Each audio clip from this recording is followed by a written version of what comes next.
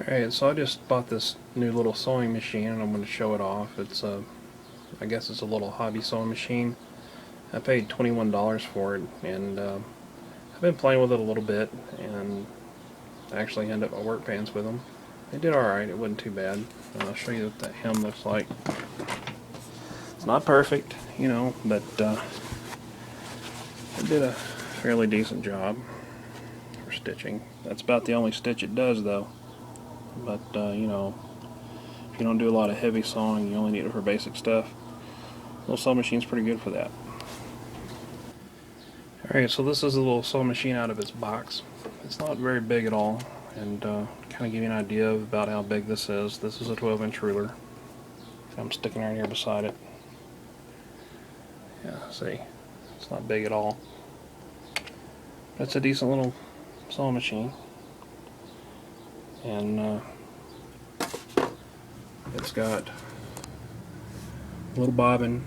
This stuff, whenever I got it, was already set up. It had a little bobbin on it. It was already threaded through the things here, and had another little bobbin right down in there. And that's got a little thing up top where you can put thread, a spool of thread if you want to, right there. Just like this. Of course, you got to thread it the right way. So when you go to thread this thing, of course it comes already threaded with white thread, so this might be a little bit hard to see. But you send the thread through this little thing here, and then over this right here. Then you send it through this little thread guide here. And you send it up through this little arm here, going from back to front that way, and then down. Seems like it's come out of this little thread guide here, apparently. So I'm going to have to fix that in a minute. But anyway, you go from here to this little thread guide here and down. And when you send it through the needle, it goes that way.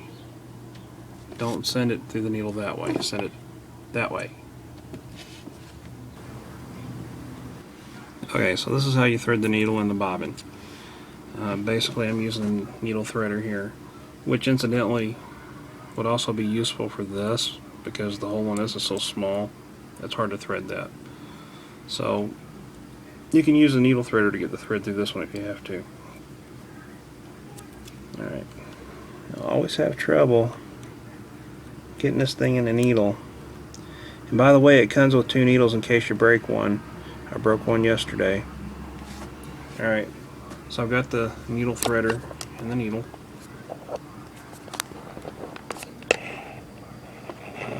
Oh, you can see that. See it sticking through the needle there? Alright. Uh-oh. Okay, so I got that sticking through the needle. I'm going to put the thread through the needle threader.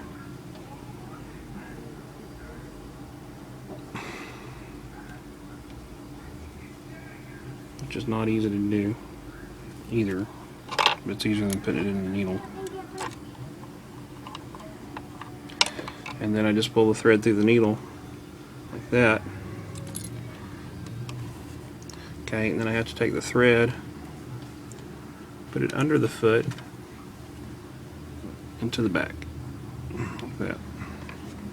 I'm gonna give it a little bit of slack there.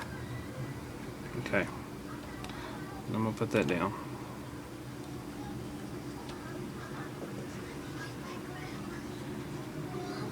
Alright, and now I'm gonna do the bobbin. Basically just drop the bobbin in there, put the thread in here. This is called a thread gap right here.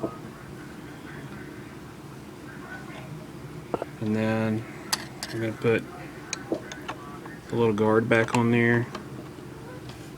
Trying to make sure that I don't get the thread all messed up. Push that down a little bit. Get in there. Because I don't want to catch the thread with the cover. Alright, so that's how you thread this thing. Alright, so this thing is now threaded, but I can't do anything with it until I plug the stuff in. So what we got here, this is for the foot pedal, and this is for the power. And by the way, it also does take 4 AA batteries if you want to run it with batteries. It's just the battery compartment is on the bottom.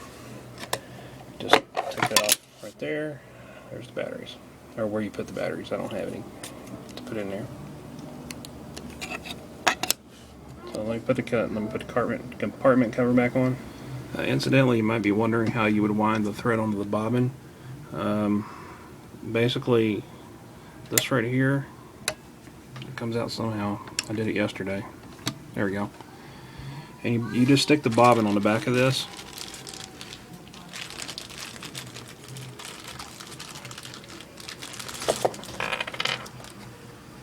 Right here.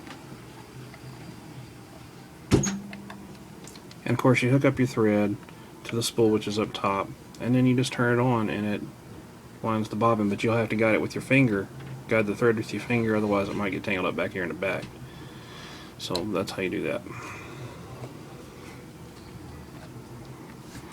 You just twist it and it pops out, or push in and twist it to keep it closed. Alright, now here's the foot pedal. Right here. And this is the end of the foot pedal, which you plug into the foot pedal jack.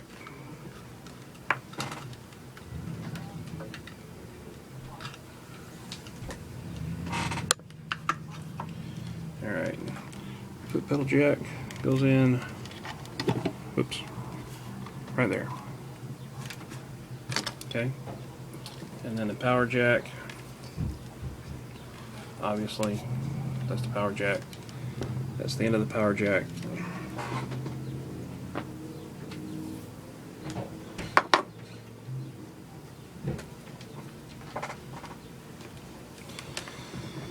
Power jack goes in the bottom, which is 6 volt, 800 milliamps, tip positive, in case you ever have to replace it. Alright, so let me plug this thing in and I'll show you how it works. Alright, so I've got this kind of set up to where I'm going to do my sewing on this part of my desk right here. And this button will actually turn it off or on, or I can use the foot pedal. And this button is set to the low setting so that it doesn't go too fast, because I'm not really used to sewing yet. But if you have the button out like that, then it sews a lot faster. So I usually do it slow because I don't want to make mistakes, because I'm not really that good at sewing with a sewing machine. And this is my first ever sewing machine, by the way. It's been a lot of fun to try to figure this thing out. So anyway, like I said, you've got your thread from the needle back here towards the back. You got your thread from the bobbin through the thread gap right here, and it just hangs here. And when you start this up, it's going to catch the bobbin thread, so you don't have to worry about that. Like I said, all you got is the bobbin sitting in there with the thread coming out of the bobbin into the thread gap. That's it.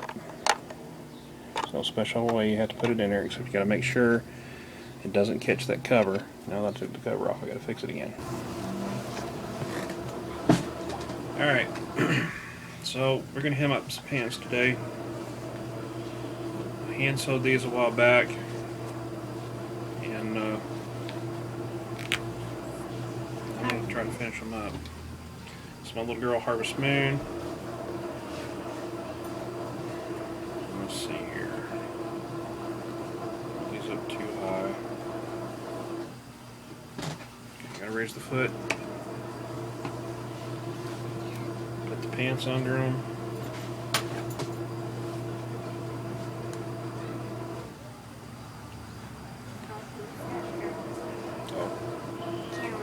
Put the needle up first. Maybe we can race. Alright, so now I'm going to show you how well this little sewing machine does. It doesn't too bad. It didn't work too well in my pajama pants, but we're going to try it on these denim. I think they'll work better. Let's see, I got to plug in the power. Give me that power cord right there. Okay. Can't get started unless I got power. I can put the foot down. Thank you. Alright. So now I'm going to hem my pants. And I hand hemmed these originally the first time. Didn't do too good, so I'm going to go ahead and hem these with the sewing machine the rest of the way. Let's see how it does.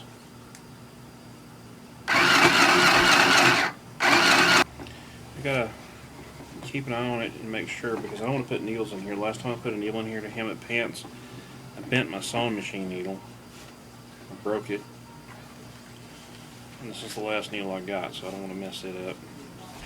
So I kind of hold it by hand and I measure it with my eye to see if the width is right.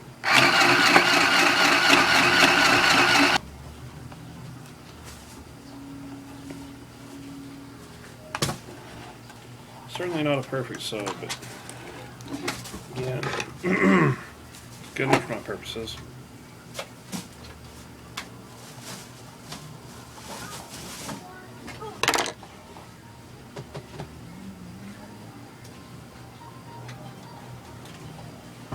And all that's left now is to do the other side, and we'll see how that goes.